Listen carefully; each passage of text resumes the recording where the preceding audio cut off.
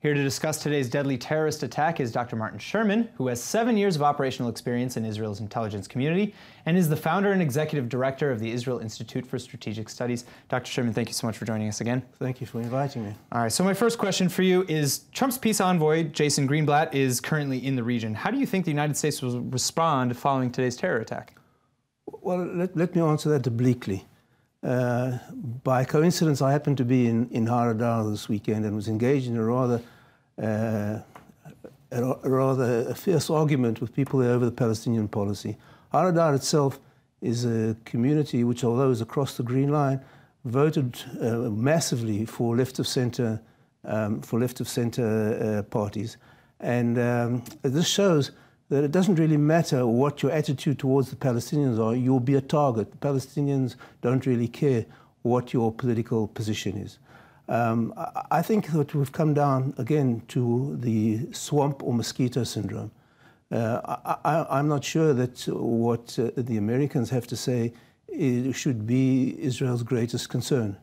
I think it matters deeply, not so much what operational implications there are from this, because of course you can go on and say, well, we should increase the penetration of our intelligence collection and make it more intensive and more extensive and have more onerous border checks, which will only bring about, again, more international censure.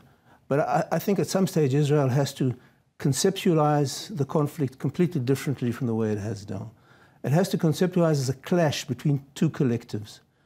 And only one collective can emerge victorious. And that would be nice if it was our collective, because the alternative, I think, is very ominous. And therefore, we have to stop prioritizing the welfare of the enemy collective over the lives of our own collective. Now, you know, if you visualize the Palestinians as prospective peace partners, that's one scenario. If you visualize them as implacable enemies, that's a completely different scenario. If you visualize them in the first way, then there may be some logic in having concern for their welfare, their socioeconomic condition.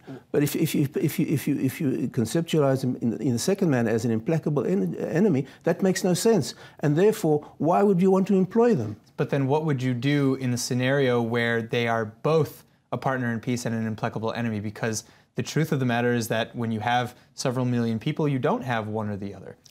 Well, as I say, that's why you can't individualize the conflict. It's a conflict between two collectives, and one collective has to overcome the other. That means defining a strategy for defeating the other collective. Now, you can't defeat them if you're going to employ them, if you're going to worry about their welfare. And you know, I've said this many times before. To relate to the Palestinians as an enemy means that you have to stop supporting their ability to fight against you. I think that I've said this many times before on your program, is that you need to stop supplying them with the means to sustain their conflict and gradually phase down the supply of water, electricity, and eventually reduce their presence there. Because look, you know, if you take the example that we had today with Nimr Jamal, it's very similar in many aspects to the example of a woman called Wafa al-Bas. Nimr Jamal was employed by a woman inside Haradar who had a very good relationship with him, and yet he had no compunction about coming into or trying to get into the community and killing everybody who came across him. The same thing was with Wafa al-Bas, who was a woman from Gaza, who was badly injured, was treated at the Soroka Hospital in Beersheba, and then one day tried to come in with a suicide bomb and blow up all the doctors who treated her.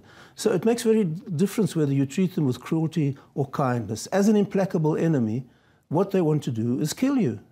So, okay, you mentioned this as well. By the way, you asked about Jason Greenblatt. I think this is the message that must be conveyed to him. I doubt very well that it will be, but I think it should be. So, okay, you mentioned now that two different people who had permits to come into Israel. First, the terrorists from this morning, and then Wafa, who came with, I believe it was an underwear bomb or something like that. Yeah. Do you think that Israel will be approaching work permits very differently now? Will they rescind them, restrict them, stop issuing new ones? Perhaps? I don't know. Well, again, unless they change the way that they conceptualize the conflict, the leadership conceptualize the conflict, they won't. Because if you continue to see the Palestinians down the road somehow as a prospective peace partner, you won't do that. If you see them as they see themselves, and we should see them as implacable enemies, of course we should do that. But then the question is, once you stop issuing work permits, what do you do with the population? You can't leave them unemployed. And I've suggested many times, and we spoke about it, I think, some weeks ago, about incentivized immigration by allowing them to find a better, more secure life elsewhere. And that comes down to what we talked about before. Are you going to drain the swamps or try to swat the mosquitoes? All right, well, on that note, I think that's unfortunately all the time we have. Dr. Sherman, thank you so much for joining us again. Thank you.